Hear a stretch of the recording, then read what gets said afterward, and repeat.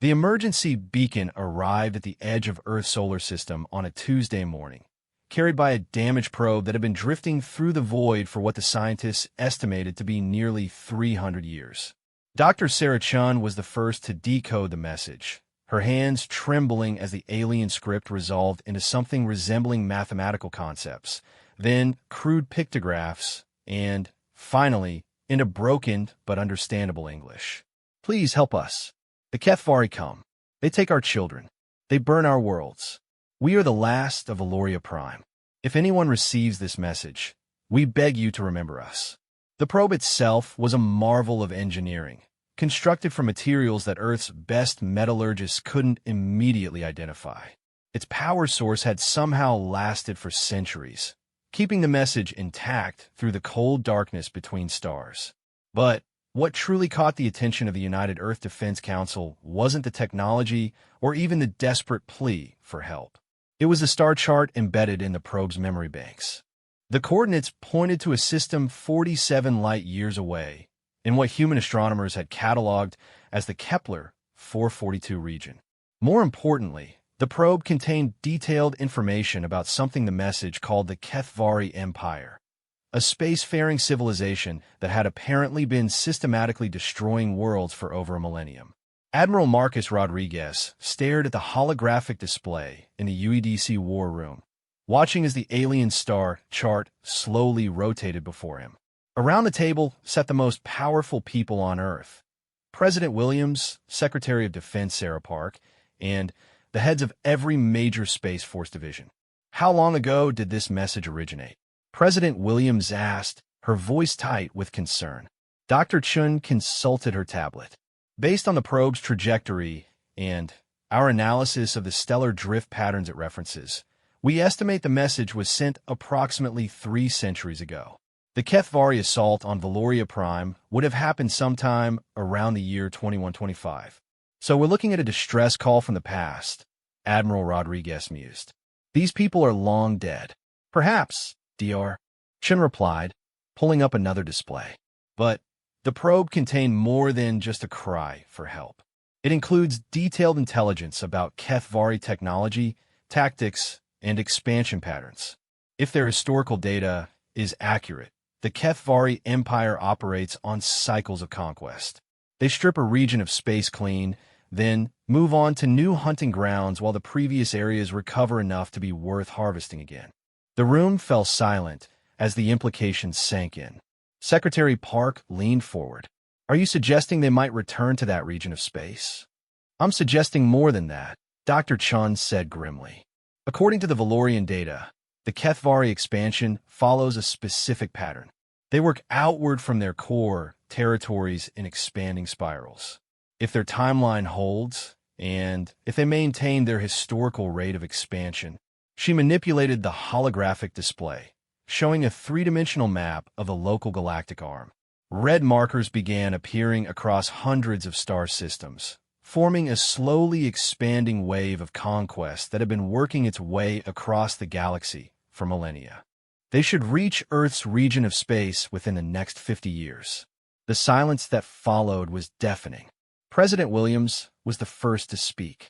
What do we know about their capabilities? Dr. Chun pulled up new files from the probe's database. The Valorians were apparently quite advanced by our standards. They had faster-than-light travel, energy weapons, force field technology, and had colonized 17 different star systems. The Kethvari destroyed all of it in less than 6 months. Admiral Rodriguez studied the tactical data scrolling across the displays. Their ships, large, heavily armored.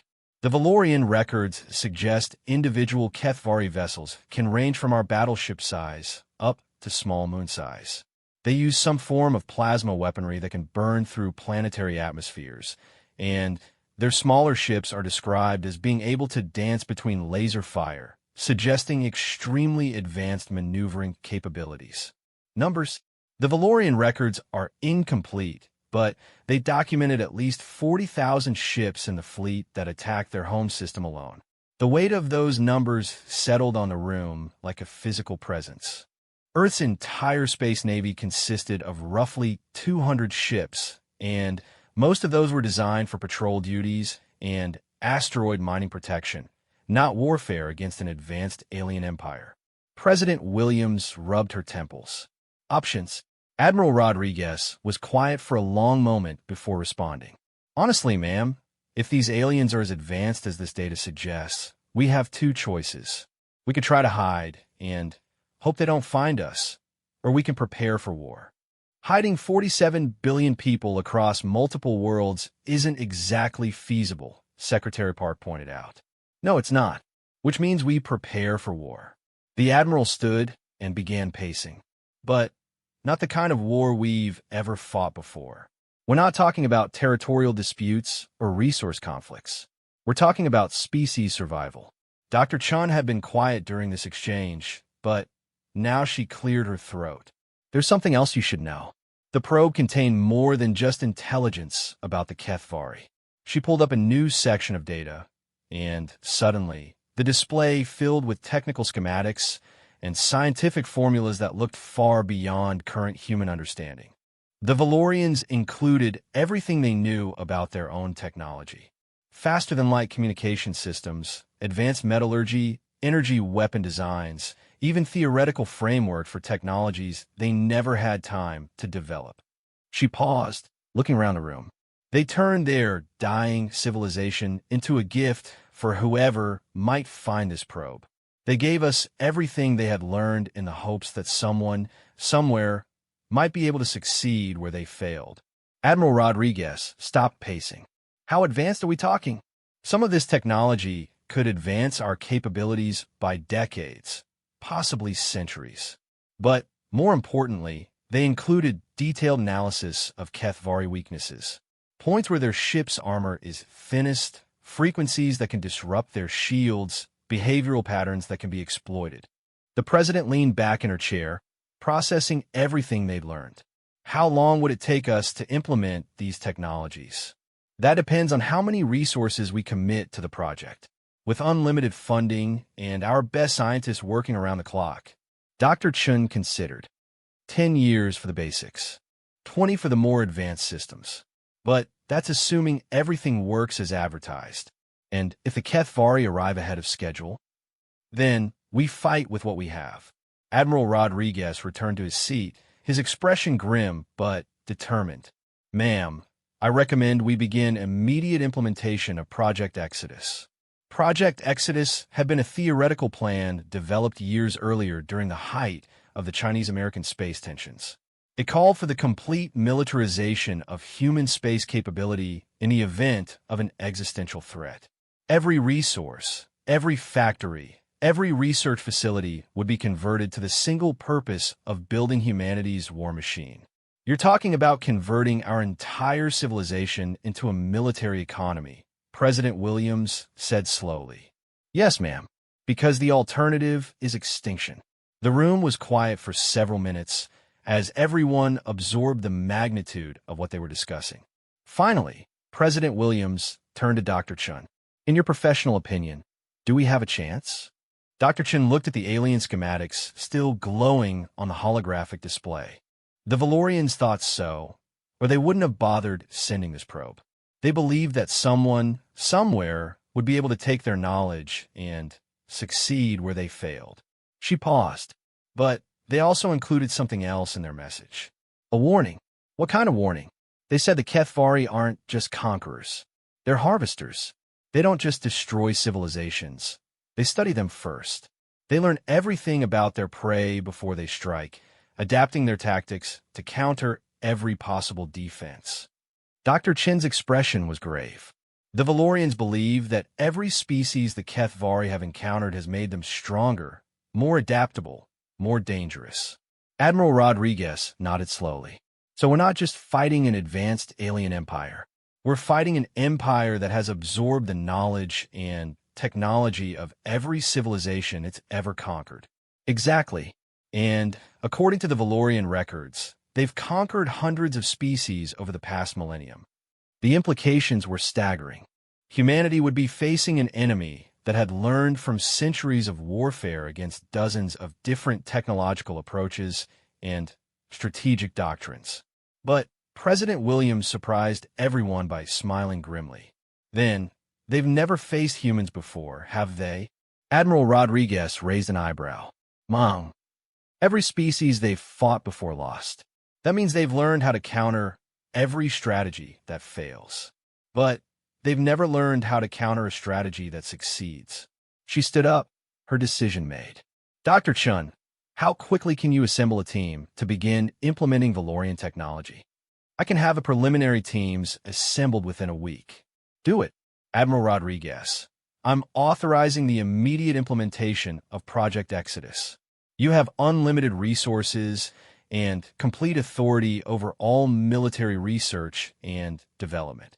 She turned to Secretary Park. I want this information classified at the highest levels. The public isn't ready to hear that we're preparing for an alien invasion. What about our allies? Secretary Park asked. Brief the other major powers, but only at the highest levels. The Chinese, Russians, Europeans, Indians, they all need to know what's coming. This isn't about national boundaries anymore. As the meeting began to break up, Dr. Chun remained behind, staring at the Valorian probe data. Something else on your mind, Doctor? Admiral Rodriguez asked. The Valorians included personal messages in their probe. Final words from their leaders, their scientists, their families. She pulled up a new file, and suddenly, the room filled with alien text that slowly translated itself into English. To whoever finds this message, we were artists and scientists, builders and dreamers. We created beauty and sought knowledge among the stars. The Kethvari took all of that from us, but they could not take our hope. We send you our knowledge not for revenge, but so that somewhere in the galaxy, civilization might continue to create beauty and seek knowledge. Do not let our deaths be meaningless. Do not let the darkness win. Admiral Rodriguez was quiet for a long moment. They're counting on us. Not just them. Every species that ever fell to the Kethvari, and every species that will fall if we don't stop them. Dr. Chun closed the file. The Valorians called Earth a death world in their astronomical surveys. Too much gravity, too much radiation, too volatile a climate for most life forms. They thought it was uninhabitable. But humans evolved here anyway. Exactly. Which means we're already adapted to conditions that most species would consider lethal. She smiled grimly. The Kethvari have conquered hundreds of civilizations, but they've never faced Deathworlders before. Admiral Rodriguez began to understand. You think our environmental adaptations give us an advantage. I think our environmental adaptations made us into something the galaxy has never seen before. The Valorian probe contained biological surveys of 17 different species that fell to the Kethvari. Every single one of them evolved on what we would consider paradise worlds. Low gravity, stable climates, abundant resources. Dr. Chun pulled up comparative biological data. None of them had to deal with predators like Earth's tigers or bears. None of them had to survive ice ages or asteroid impacts or massive volcanic eruptions. None of them had to adapt to a world that was actively trying to kill them every single day for millions of years. So we're tougher. We're more than tougher. We're problem solvers. When Earth threw challenges at us, we didn't just survive. We learned to thrive. When ice ages came, we invented fire and clothing and shelter. When predators hunted us, we invented tools and weapons and cooperative hunting strategies. When resources became scarce, we learned to migrate and adapt and innovate. Admiral Rodriguez was beginning to see the bigger picture. And the Kethvari have never faced that kind of adaptability before. The Valorian records show that every species they conquered followed predictable patterns. When threatened, they fortified their homeworlds and fought defensive battles. When their technology was outmatched, they tried to negotiate or surrender. When their fleets were destroyed, they accepted defeat. But humans don't do that. Humans have never accepted defeat. Not against ice ages, not against extinction events, not against anything. Dr. Chen's smile was sharp. The Kethvari are about to discover what happens when an unstoppable force meets an unmovable object. As Admiral Rodriguez left the war room to begin humanity's preparations for war, he carried with him not just the weight of impending doom, but something else as well: hope. The Valorians had given them more than technology and intelligence. They had given them a chance. 5 years after the Valorian probe's arrival, the Sol system had transformed into something that would have been unrecognizable to observers from the early 21st century. Where once there had been scattered mining operations and research stations, now massive industrial complexes orbited every major planet and asteroid belt. The ringed shipyards around Saturn had grown to encompass nearly a quarter of the planet's orbit, their foundries working around the clock to forge hulls from materials that hadn't existed in human science just half a decade before. Commander Elena Vasquez floated in the observation deck of the newest addition to Earth's fleet, watching as the final components of her ship were installed by construction mechs that moved with inhuman precision. The UES Prometheus wasn't just a warship. It was humanity's first attempt at implementing Valorian technology on a massive scale. "She's beautiful, isn't she?" came a voice from behind her. Elena turned to see Admiral Rodriguez approaching, now wearing the insignia of Supreme Fleet Commander, a rank that hadn't existed before the Exodus project began. "She's terrifying," Elena replied honestly. 2 kilometers of experimental technology and theoretical physics, held together by hopes and prayers. The Prometheus was indeed an intimidating sight. Her hull was constructed from a Valorian alloy that could redistribute kinetic energy across its entire surface, making her nearly immune to projectile weapons. Her engines used a fusion drive system that could accelerate her to 12% of light speed, faster than anything humanity had ever built. And her weapons? "The plasma cannons are ready for testing," Admiral Rodriguez said, reading her thoughts. "Dr. Chen's team thinks they've finally solved the power coupling problems." Elena nodded, though her expression remained troubled. "It's not the technology I'm worried about, sir. It's us. We're asking human crews to operate systems that we barely understand, based on science that we've had less than 5 years to study. The Valorians operated these systems with biological brains not fundamentally different from ours," the Admiral pointed out. "And they had similar concerns when they first developed the technology." That was true. The Valorian database included detailed records of their own technological development, including the mistakes, accidents, and learning curves that had marked their progress. Humanity had been able to avoid many of their failures, but the fundamental challenge remained. They were trying to compress centuries of alien technological advancement into a handful of years. "How many ships are ready?" Elena asked. 43 fully operational vessels, with another 120 in various stages of completion. The Mars shipyards are ahead of schedule, but the Europa facilities are having problems with the quantum processors. Elena did the math in her head. Even if everything went perfectly, they would have perhaps 300 ships by the time construction was complete, against a Kethvari force that had fielded 40,000 ships against a single Valorian system. "It's not going to be enough, is it?" she said quietly. Admiral Rodriguez was silent for a long moment, staring out at the construction activity surrounding them. "Dr. Chun doesn't think the numbers are the real issue." "What do you mean?" "The Valorian records show that the Kethvari strategy relies on overwhelming force applied quickly. They arrive in massive fleets, destroy orbital defenses within hours, then systematically strip the planet of resources and population." He turned to face her. "But that strategy assumes their enemies will fight the kind of war the Kethvari expect." Elena frowned. "And we're not going to do that. We can't do that. We don't have the industrial base to match them ship for ship, and we won't for decades."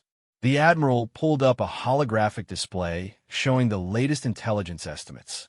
"So, we're going to fight a different kind of war." The display showed a 3-dimensional map of the local galactic arm, with projected Kethvari expansion routes marked in red. But overlaid on top of that were new markers in blue, human positions, and planned operations that didn't look like anything from conventional space warfare doctrine. "Guerrilla warfare?" Elena asked. "Among other things." Dr. Chin's analysis suggests that the Kethvari have never faced an enemy that refused to engage in decisive battles. Every species they've conquered has tried to protect their home worlds by meeting the Kethvari fleet with their own fleets. He manipulated the display, showing historical battle patterns from the Valorian database. Look at this. Every single engagement follows the same pattern. The defending fleet positions itself between the attackers and their homeworld. The Kethvari destroy the defenders with superior numbers and technology, then they move in to harvest the planet. But if we don't defend Earth, we defend everything. Not just Earth, but every human colony, every mining station, every outpost. We make them fight for every asteroid belt and every shipping lane. We turn the entire solar system into a battlefield where we choose when and where to engage. Elena studied the tactical projections, beginning to understand the scope of what they were planning. Hit and run attacks. Exactly. The Kethvari expect to face organized fleets in organized battles. Instead, they'll face individual ships and small squadrons appearing out of nowhere, striking their supply lines and support vessels, then disappearing before their main fleet can respond. It was a strategy born out of necessity, but Elena could see the logic behind it. The Kethvari had conquered civilizations by destroying their ability to resist in a single decisive campaign. But if there was no central fleet to destroy, no single point of failure, we make them hunt us down ship by ship, she said. While our shipyards continue producing new vessels, our research teams continue developing new weapons, and our colonies continue evacuating non-essential personnel to prepared fallback positions. The admiral smiled grimly. The Kethvari are used to campaigns lasting months. We're planning for a war that could last decades. As they spoke, Elena's attention was caught by movement outside the observation deck. A squadron of fighters was conducting maneuvers around the Prometheus, their pilots practicing attack runs against simulated Kethvari vessels. The fighters themselves were marvels of human engineering enhanced by Valorian science, single-seat craft that could outmaneuver anything in Earth's previous arsenal. The pilot training program is ahead of schedule, Admiral Rodriguez noted, following her gaze. Turns out that human reflexes and spatial reasoning are actually superior to most Valorian norms. Dr. Chun thinks it's another adaptation to living on a death world.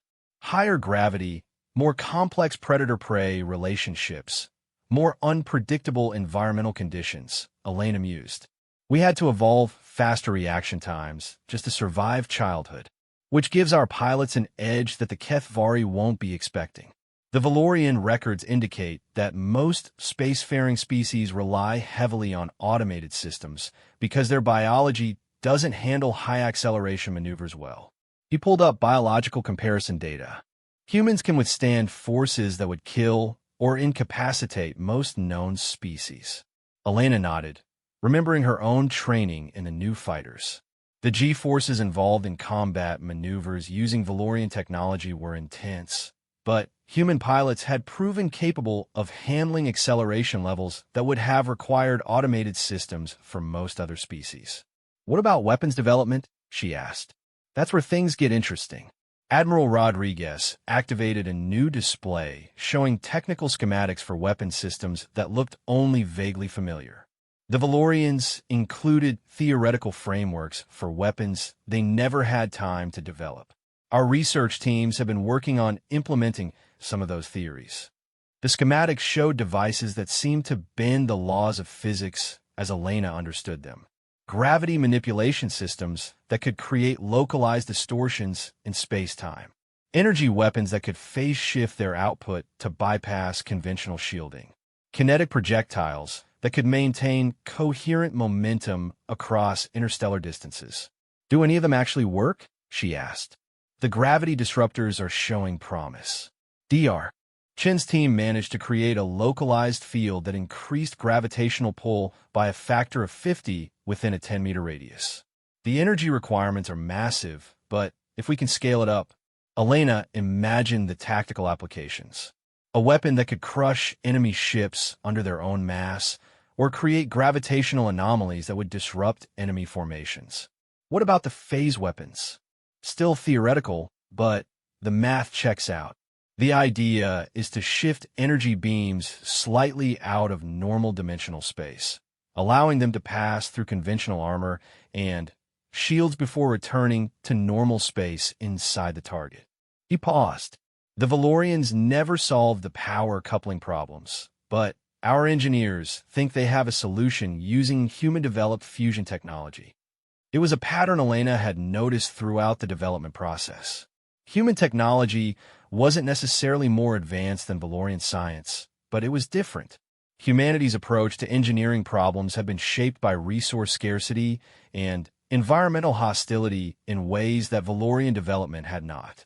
Where Valorian solutions were elegant and efficient, human solutions were robust and adaptable. The Kethvari have never faced hybrid technology before, she realized. Exactly. They've studied Valorian weapons and developed counters for them, but they've never seen Valorian science implemented using human engineering principles. Admiral Rodriguez smiled. Dr. Chun calls it technological evolution in real time. As they continued their inspection of the Prometheus, Elena couldn't help but be impressed by what humanity had accomplished in just 5 years. The ship around them represented the combined efforts of millions of people working toward a single goal: survival. Every system had been designed not just to fight the Kethvari, but to fight them in ways they wouldn't expect. "There's something else," Admiral Rodriguez said as they entered the ship's command center. Dr. Chen's team has been analyzing Kethvari behavioral patterns from the Valorian database. They think they've identified a critical weakness. Elena settled into the captain's chair, feeling the neural interface systems activate around her. The Valorian-derived technology allowed for direct mental connection between the ship's captain and its primary systems, providing reaction times faster than any traditional control system could achieve. What kind of weakness? Cultural, not technological. The Kethvari appear to be a highly hierarchical species with rigid command structures and predictable tactical doctrines. They've been successful for so long that they've become conservative in their approach to warfare. Elena accessed the ship's database through the neural link, pulling up the relevant analysis. The Kethvari seem to follow extremely standardized battle plans, with little variation between engagements separated by centuries. Their formations, their target priorities, even their communication protocols remained essentially unchanged across hundreds of different campaigns. "They don't adapt," she said, understanding immediately. They don't need to adapt.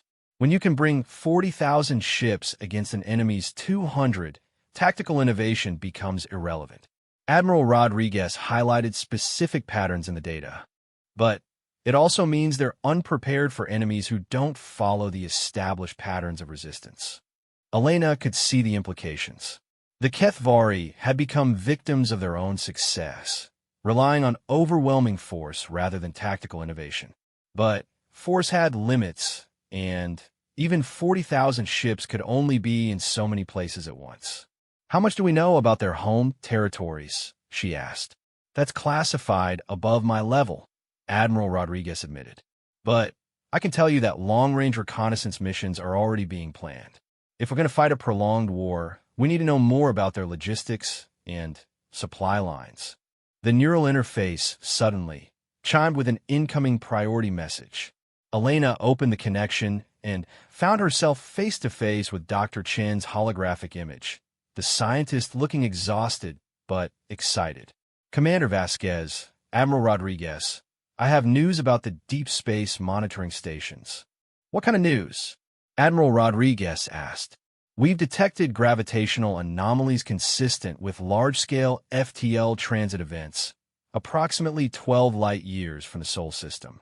The pattern matches Kethvari fleet movements from the Valorian historical data." Elena felt her stomach drop. "They're ahead of schedule. By approximately 15 years, yes. We estimate a fleet of unknown size will reach the edge of our solar system within 18 months. The command center fell silent as the implications sank in.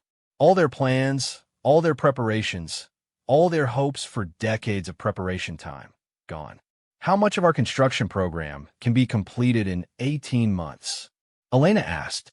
Admiral Rodriguez was already running calculations through his own neural interface.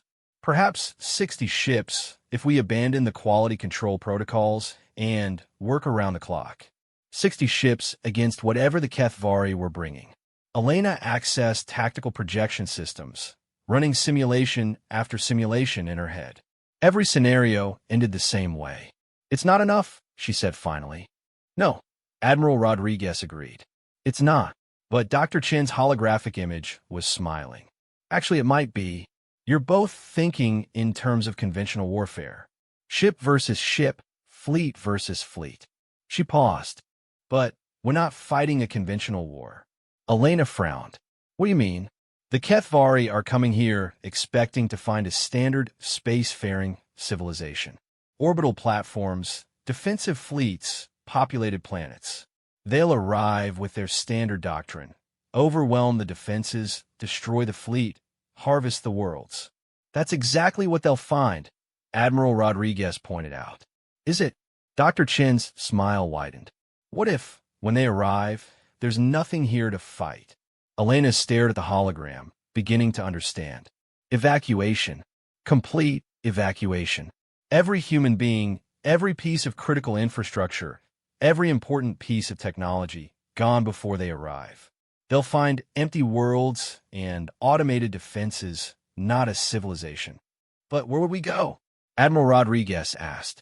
Dr. Chen's expression became mysterious. That's classified at the highest levels. But I can tell you that the deep space construction projects are ahead of schedule. Elena felt a chill of realization. You're not just building ships. You're building something else. Let's just say that when the Kethvari arrive, they're going to discover that humans are very good at surprises. The Kethvari fleet dropped out of hyperspace at the edge of the Sol system exactly when Dr. Chen's calculations had predicted they would. Fleet Commander Zethkar observed the human star system through the tactical displays of his flagship, the Void Render, and felt the familiar satisfaction that came with the beginning of a new harvest. The system appeared perfectly normal for a young, spacefaring species. Orbital installations around the major planets, regular traffic patterns between worlds, the electromagnetic signatures of industrial civilization. The humans had even left their defensive fleets in obvious positions, clustered around their home world and primary colonies in the predictable defensive formations that every species seemed to favor. Analysis, Zethkar commanded. 63 vessels detected in the primary defensive formation, his tactical officer reported. Configuration unknown, but mass estimates suggest frigate to cruiser-class vessels. No dreadnought-class ships detected. Zethkar's mandibles clicked in what passed for amusement among his species. 63 ships against his fleet of 42,000. It would barely qualify as target practice. Energy signatures? Fusion-based power systems, consistent with early-stage spacefaring technology. Some unusual readings that may indicate experimental weapons systems, but nothing that approaches theoretical combat effectiveness against our shielding. Standard doctrine called for the immediate destruction of defensive fleets, followed by systematic harvesting of population centers and industrial infrastructure. But Zethkar was curious about the unusual energy readings. The humans appeared to have made some technological advances beyond the normal parameters for their development level. Deploy advanced scouts, he ordered. I want complete intelligence on human capabilities before we begin main operations. The first wave of Kethvari ships, a mere 1,000 vessels, accelerated toward the inner system while the bulk of the fleet remained at the edge of space, ready to support them if the humans proved more dangerous than expected. What Zethkar didn't know was that every movement of his fleet was being monitored by sensors hidden throughout the asteroid belt, their signatures masked to appear as natural variations in space debris. In the Deep Space Command bunker that had been humanity's real headquarters for the past year, Admiral Rodriguez watched the alien fleet's approach with grim satisfaction. They're following standard doctrine exactly, Dr. Chun observed from her position at the intelligence station. advanced scouts, conservative main fleet positioning, predictable targeting priorities. How long until they reach the defense perimeter? Admiral Rodriguez asked. 18 hours at current acceleration. The automated defense platforms will begin engaging in approximately 16 hours.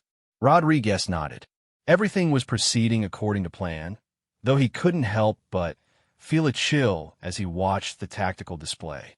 Each red marker represented a HFY ship larger and more powerful than anything humanity had ever built, and there were thousands of them. Status report on the evacuation. Complete as of 6 months ago, reported General Martinez, head of the Civilian Relocation Program. Every human being in the Sol system has been relocated to the deep space installations.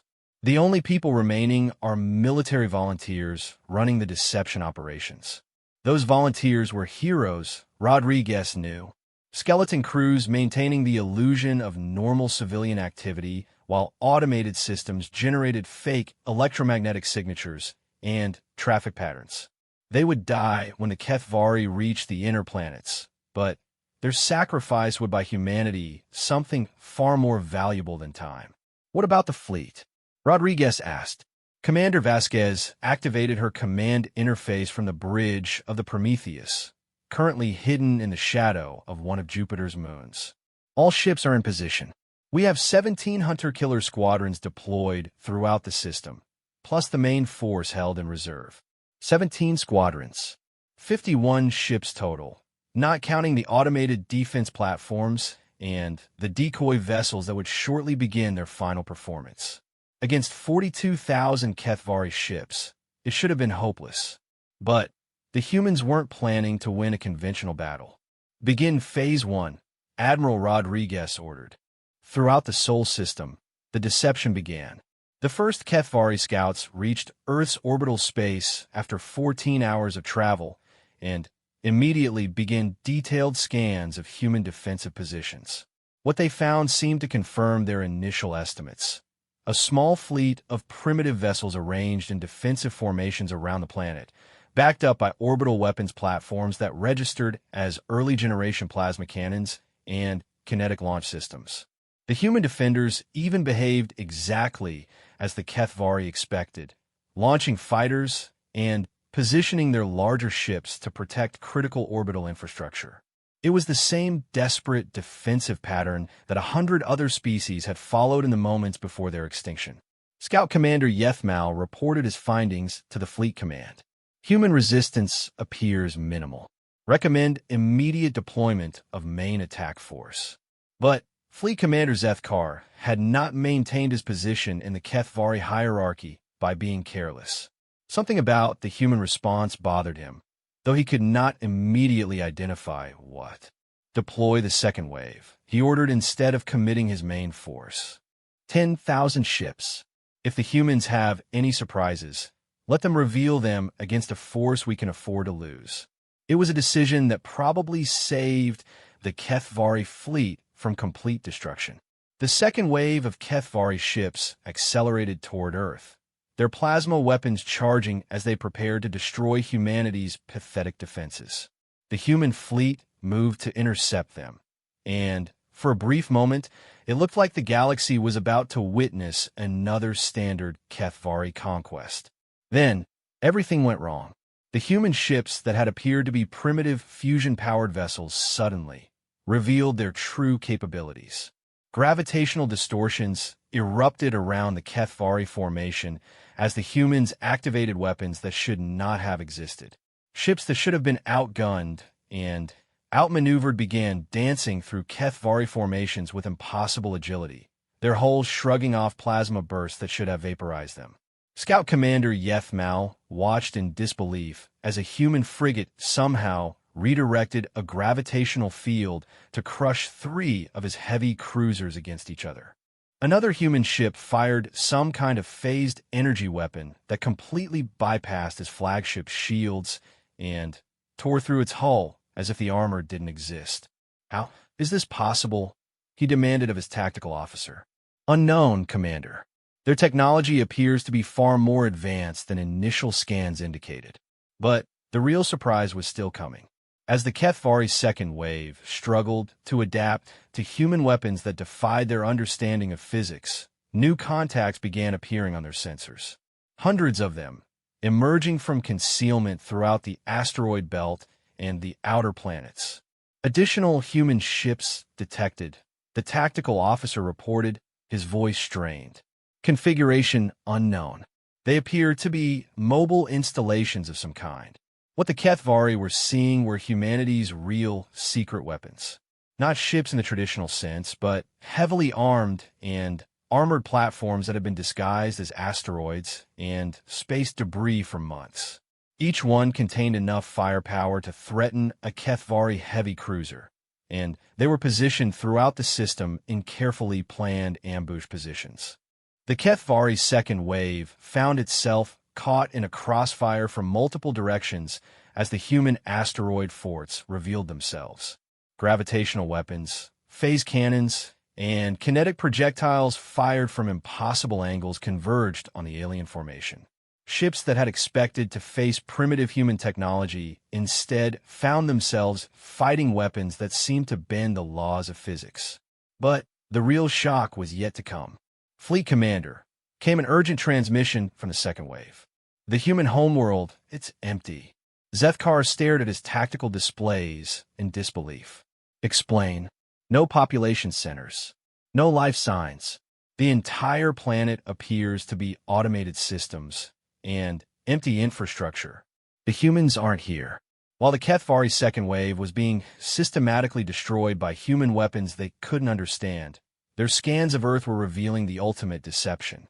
The planet that should have contained billions of potential slaves and vast resources for harvesting was empty, evacuated completely, leaving only the automated systems needed to maintain the illusion of normal activity. Where are they? Zethkar demanded. His intelligence officers frantically analyzed sensor data from throughout the system. Mas, Anti, the Europa colonies, abandoned. Even the mining stations in the asteroid belt had been evacuated, leaving only automated equipment and military installations. Fleet Commander, his chief analyst, reported with obvious confusion, "We estimate that the humans have relocated their entire population out of the system.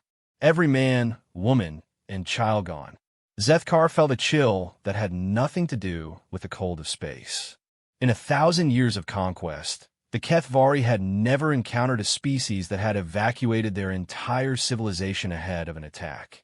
It suggested a level of strategic planning and sacrifice that was completely outside their experience.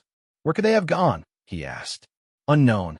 Long-range sensors detect no major population centers within 50 light years." As Zethkar tried to process this information, reports began coming in from throughout the system. The humans weren't just fighting a defensive battle. They were conducting coordinated strikes against Kethvari supply ships and communication relays. Small squadrons of human vessels appeared without warning, destroyed their targets, and vanished before reinforcements could arrive. "How many ships have we lost?" Zethkar asked grimly. "Approximately 3,000 vessels destroyed or severely damaged. The second wave has been effectively eliminated as a combat force." 3,000 ships. More than the Kethvari had lost in their last 5 conquests combined. And they had accomplished nothing. No slaves taken, no resources harvested, no enemy fleet destroyed in decisive battle. "Recall all forces to the edge of the system," Zethkar ordered. "We need to reassess human capabilities." But as the surviving Kethvari ships began their withdrawal, the humans revealed their final surprise. The asteroid forts that had ambushed the second wave weren't stationary installations. They were mobile. Powered by fusion drives hidden within their rocky shells, they began moving to pursue the retreating aliens. "Fleet Commander," came a panicked transmission from one of the retreat coordinators. "The human installations are following us. They're faster than our heavy ships." Zethkar stared at his displays as he watched human weapons platforms keeping pace with his retreating fleet. The asteroids moved with the slow inevitability of mountains, but they moved nonetheless, maintaining weapons range and continuing to fire their impossible weapons. For For the first time in his military career, Fleet Commander Zethkar found himself in a situation that didn't fit any of the established patterns of Kethvari conquest. The humans had refused to fight the kind of battle that the Kethvari always won. Instead, they had turned their entire star system into a trap, luring the alien fleet into a carefully prepared killing ground. "What are your orders, Fleet Commander?" his tactical officer asked. Zethkar studied the tactical situation. His fleet was still vastly superior in numbers, but the humans had demonstrated capabilities that his intelligence had completely failed to predict. Their weapons were more advanced than they should be. Their tactics were completely unorthodox, and their strategic planning had anticipated the Kethvari approach with disturbing accuracy. Most importantly, there was nothing here to conquer. The humans had denied the Kethvari their primary objective simply by refusing to be where the aliens expected them to be. Sent a message to the Imperial Command. He finally ordered, "We need reinforcements, and we need intelligence on where the humans have gone." As his communications officer began preparing the transmission, Zethkar continued to study the human weapons platforms that were still shadowing his fleet. Somewhere out there, the entire human species was waiting. They had given up their homeworld, their colonies, everything they had built in order to fight a war on their own terms. The Kethvari had faced desperate last stands before, but they had never faced an entire species that had planned for war with such ruthless calculation. The humans hadn't just prepared to fight. They had prepared to fight a war that could last for generations. And they had made it clear that they would rather destroy everything they had built than allow it to fall into Kethvari hands. For the first time in a millennium of conquest, Fleet Commander Zethkar began to wonder if the Kethvari had encountered an enemy they could not defeat. 3 months after the initial Kethvari assault on the Sol system, the true scope of humanity's preparations finally became clear. The massive alien fleet had managed to secure control of Earth's orbital space, but they found themselves the rulers of empty worlds and automated factories producing nothing of value. Every human installation they captured turned out to be either booby-trapped or stripped of anything useful. Meanwhile, humanity's real operations were just beginning. Deep in interstellar space, nearly 100 light-years from Earth, the hidden colony ships that had carried humanity's entire population were completing the most ambitious construction project in human history. What had begun 5 years earlier as a desperate evacuation plan had evolved into something far more sophisticated: the creation of humanity's true homeworld.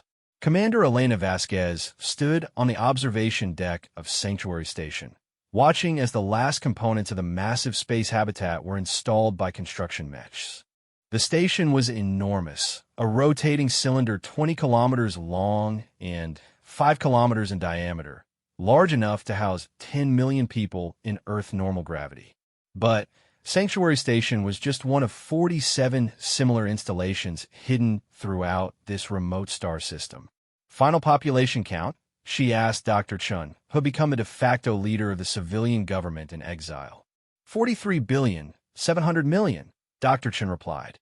"Every human being who was alive when the evacuation began, plus approximately 2 million children born during the relocation." Elena shook her head in amazement. The logistics of moving humanity's entire population across interstellar distances while simultaneously building new homes for them had seemed impossible when the project began. But humans had a talent for accomplishing the impossible when their survival depended on it. What about industrial capacity? We're at approximately 60% of pre-evacuation manufacturing capability and growing daily. The automated factories in the Sol system are still producing materials for us, even under Kethvari occupation. That was another surprise that the aliens had discovered too late. The industrial installations they had captured weren't just empty. They were under remote human control. Automated systems continued producing refined metals, manufactured components, and finished goods, then launching them towards seemingly random coordinates in deep space. The Kethvari could destroy the factories, but they couldn't figure out where the products were going or how to stop the production. And military production? Dr. Chin's expression became grimmer. That's ahead of schedule.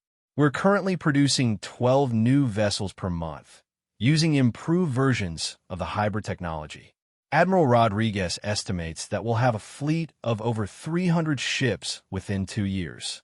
Elena nodded, though she knew the numbers were still daunting.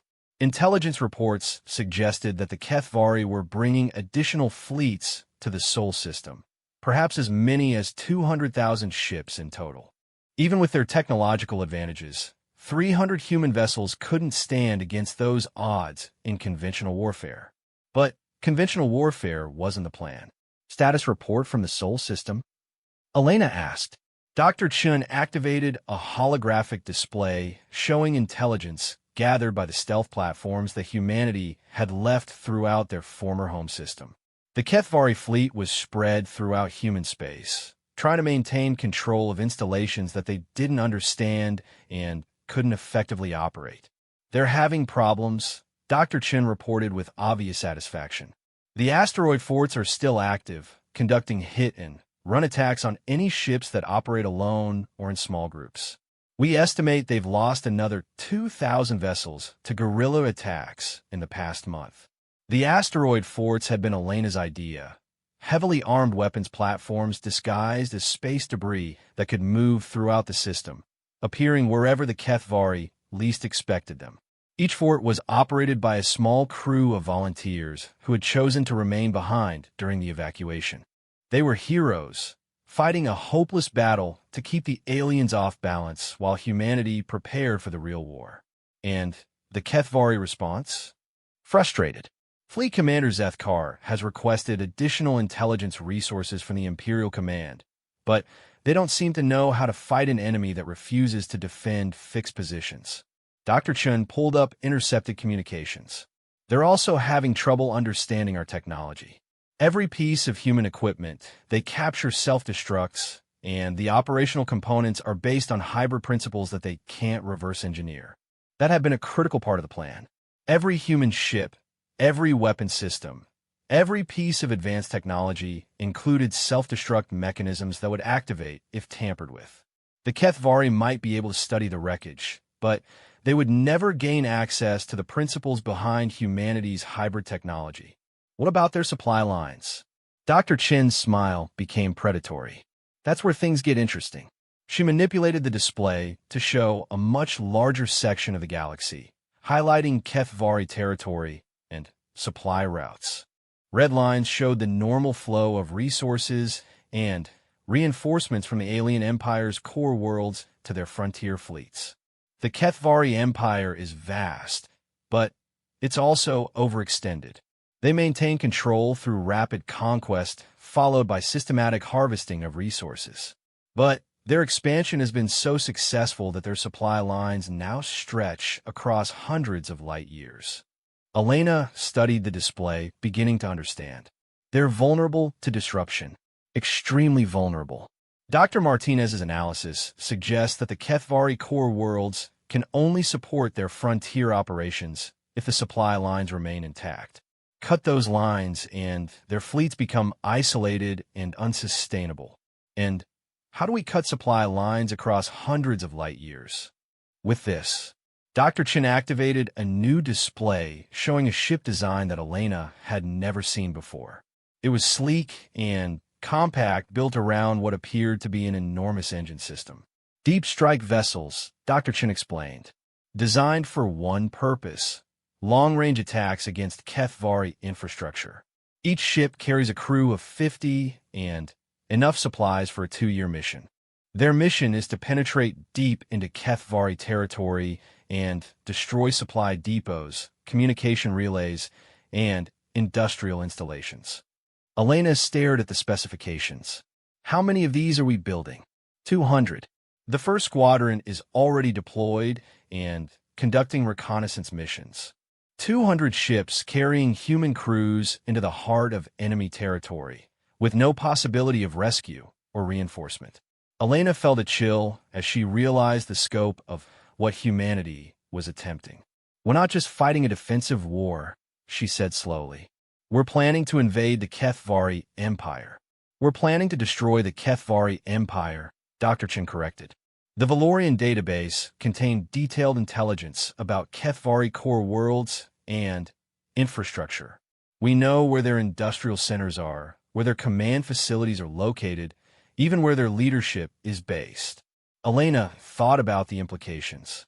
You're talking about genocide. I'm talking about survival. The Kethvari have made it clear that they will never stop hunting us.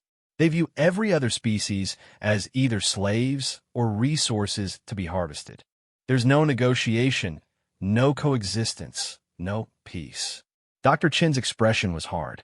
They've spent a millennium destroying civilizations. Now it's our turn. It was a chilling statement, but Elena couldn't argue with the logic. The Kethvari had given humanity no choice. It was victory or extinction, with no middle ground possible. What about the Valorians? Elena asked. Are there any survivors? That's classified at the highest levels, but I can tell you that some of our deep strike missions have secondary objectives involving historical Kethvari conquest sites. Elena felt a spark of hope. If there were Valorian survivors somewhere in a galaxy, humanity might not be fighting alone. Other species that had lost their homeworlds to the Kethvari might still exist in hidden refuges, waiting for someone to fight back. How long before we're ready for major operations? Phase 2 begins in 6 months. The asteroid forts will coordinate a massive attack on the Kethvari fleet in the Sol system, designed to draw reinforcements from other sectors. While their attention is focused on dealing with that threat, our deep strike vessels will begin attacking targets throughout their territory. Elena tried to imagine the scope of the coming war. Battles fought simultaneously across hundreds of star systems, with human ships striking deep into territory that had been under Kethvari control for centuries. It would be the largest military operation in human history. Success probability? Dr. Chun was quiet for a long moment before answering. Unknown. We're attempting something that no species has ever tried before. But the alternative is certain extinction.